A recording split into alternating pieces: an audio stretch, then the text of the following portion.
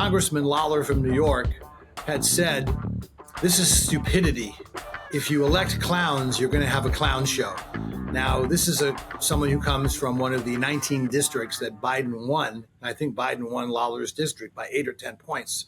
So my question for you is, what can we do to make the House functional? I think right now it's so dysfunctional that you're looking at perhaps the Democrats regaining the House, but perhaps losing the Senate in 24. What are your thoughts?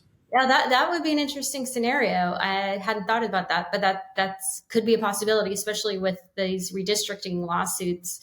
But yeah, I mean, I think, and we've talked about this before too, like just the notion that, there's been this kind of populist upheaval within the Republican Party, in part because the Republicans keep losing. So if we're always losing on policy, then people will eventually get tired of fighting for you.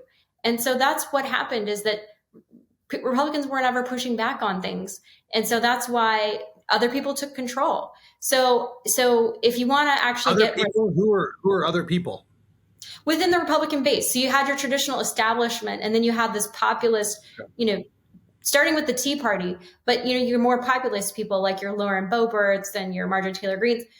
Those people wouldn't be they wouldn't have been thinkable within the Republican Party, 15 years ago, in part because people just kind of said, that we're just going to take it. And that's, I think, where Donald Trump was like, you know what, I'm just not going to take it. And I'm actually going to just do what I think needs to be done from a policy standpoint. And since the left does not appreciate norms or democratic norms when it comes to, treating Republicans with respect, like it was very interesting to see, just as and Bill Maher has now, even since then, he's become, I think, even more reasonable. But in 2016, Bill Maher apologized to John McCain and Mitt Romney. And he said, I need to apologize because those were good and honorable men, but I made them out to be evil and horrible people. And the media did not treat either of those men well. And the fruit and the result of that was Donald Trump. And I thought that was a very honest moment. And the thing is, the media has not recognized and Bill Maher is so wise now. And that's why he's getting a big following within a lot of conservative libertarians, because he's not afraid to call out the extreme leftward tilt of the Democrat Party. And I think they need to listen to him, because it's a yin and a yang situation. So I think, each party has to do their own work.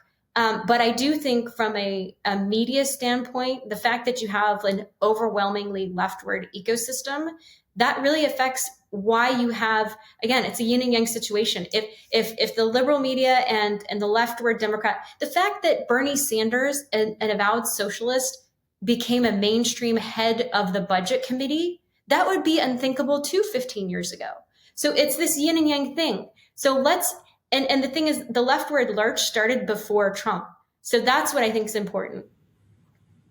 Well, again, I've been singing Bill Maher's praises for many years, because I think he's someone, and I try to do the same thing. Whatever your views are, you have to acknowledge the weakness of your side, and you have to acknowledge the strength and the successes of the other side. And the few things that Trump did well, I give him credit for. But we have to remember, Donald Trump is the symptom. He's not the problem. Fortunately, he was so legislatively incompetent. The only thing that he got passed was that disastrous tax cut. But again, if you look at where the Republican Party has gone, and that's why this thing has gotten so messed up, because our founding fathers envisioned that you would have crazy presidents, or presidents that would try to be undemocratic or authoritarian or whatever, which Trump is. I mean, this is a guy who sings the praises of every dictator in the world, right? He's about as democratic as Franco.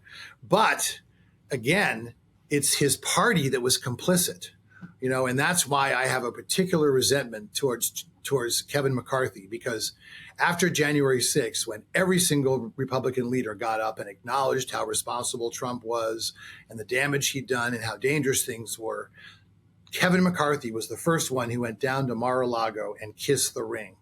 This was the best off-ramp opportunity that the party had to get rid of Trump. Just like Mitch McConnell, he must wake up every day and say, why didn't I just get 9 more senators? We could have convicted him. We could have said, let's hold hands. We'll do this together. We'll take a short-term hit, but we'll be done. The authoritarian wannabe will be gone. We can get our party back. But he wimped out. He didn't do it. So here we are. And because of Biden's weakness, there's a real chance that Donald Trump could become president again. And if that's the case, the country will never be the same again. And by the way, don't take my word for it. Just listen to him. He said he wants to terminate the Constitution. He said his administration is going to be all about revenge and retribution. So don't listen to me, folks. Listen to him. Well, I think going to what I said earlier, though, like right now with the shutdown, for example, like I agree with Marjorie Taylor Greene and Lauren Boebert. Like we should not be $33 trillion in debt. And yes, there was a big spend that happened because of COVID. But before that, and the tax cut. Well, yeah, the tax cut was actually good. It was bringing more money into Treasury. So cost 2 to 3 trillion. The CBO said it cost 2 to 3 trillion. I think if Republicans, there was growth in the economy and the dynamic scoring wasn't included in those CBO projections. But the fact that you have, again, policy losing all the time, that is why you have more extreme voices. But the thing is, on a policy level, I agree with them. Rhetorically, they go too far from my perspective. But until Republicans actually start having some policy wins, you're not going to motivate them to go in any other direction.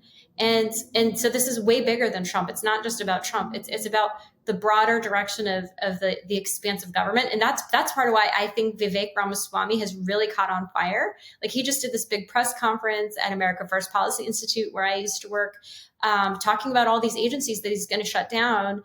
And he's a Harvard Law graduate, so he was looking at it from a constitutional standpoint and what are the executive powers that are granted by both the Constitution and then in the statute or the laws from the Congress.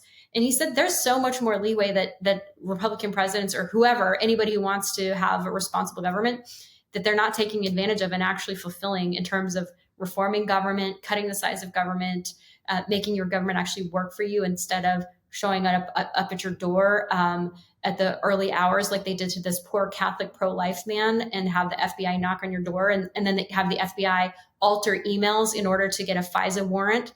So there's all kinds of things that Vivek is catching fire because he's calling out the corruption of government. And heck, that was Ronald Reagan's famous phrase. The most terrorizing words in the English language are, I'm from the government and I'm here to help. Like, it doesn't seem like Republicans have actually lived that in recent years. And that's why you have these extremists in terms of the rhetoric coming, because, we have to have some wins. Well, again, excuse me for finding all this sudden austerity slightly disingenuous. Yes, every Republican is so concerned about spending when a Democrat is in the White House. And again, I'm a guy that just looks at the facts. Fact, when did the deficit, government spending, and government employment go up? During Republican administrations. When during the first Obama administration, you had the slowest growth in government spending since Eisenhower. During Clinton, with Republican help, this is when people like Joe Scarborough and some guys that were in Congress that actually cared about balancing the budget were working. Yes, but Donald Trump was responsible for 1/4 of our entire $32 trillion debt in 4 years. Okay, that's the same amount that Obama had in 8 years, and Obama went through the financial crisis, okay? So that's problem number one. And problem number two is that these guys aren't serious about governing, okay? It's all about making statements. The reason that Vivek has caught on is not because he has any great policy ideas. I mean, he's a foreign policy ignoramus. Some of his stuff that he says about, I'm going to not let anyone vote till they're 25, but I'm going to get the young vote. I mean, it's just absurd, right? I mean, it doesn't make any sense. But the reason he's caught on is because he speaks beautiful MAGA. He says it throws exactly every piece of meat that the base wants to get. That's the reason he's caught on. I have a better chance of getting elected in the general election than that guy does. But again, I encourage, it's good to have candidates out there. It's good to have people say, I encourage people to run. But the bottom line is that people just don't take the Republican Party seriously, because when there's a Republican in the White House, profligacy rules. Well, the one thing about Trump is that we had a 1 in 100-year pandemic. So I don't think you can compare that yardstick. And again, I actually repeatedly, while I was a White House correspondent, I repeatedly asked the Treasury and White House officials, why are you spending so much? So I agree with you. The profligacy is, a bipartisan affair. That being said, though, with Trump and COVID, that was something that, I personally think Trump should have pushed back more against the Anthony Fauci's and the shutdowns of the world, and that could have actually saved us a lot of money. So in that respect, I do fault Trump for that. That being said, again, it was a 1 in 100-year event. So, but overall, big picture, I do agree with you too. It is a bipartisan problem, but the Democrats, the difference though is the Democrats want to make it even worse. So just this week, you had Senator Bob Casey from Pennsylvania say that he wants to have 100% of children, as soon as you're born, that you're automatically enrolled in Medicaid.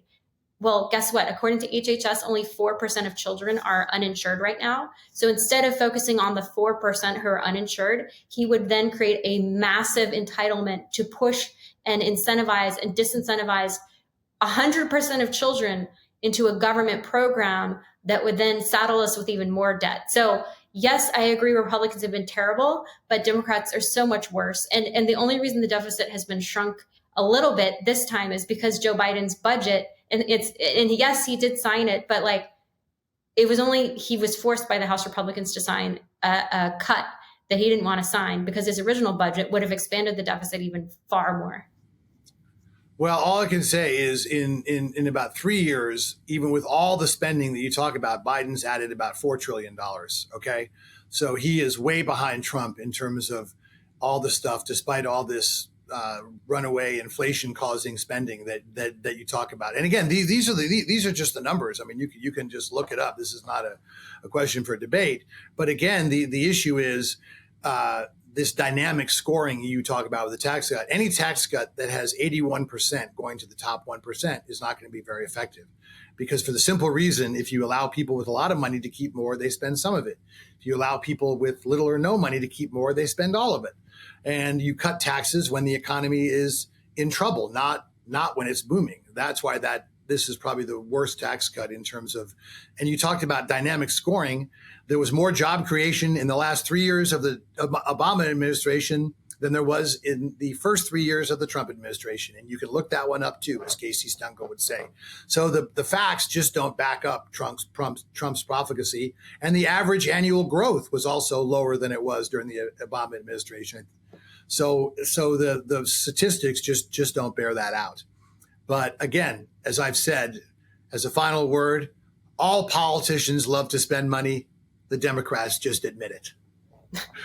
So on that note, we will bid you adieu. Thank you so much for joining us once again on Practically Political. It's always great to have you. I'm Dave Spencer.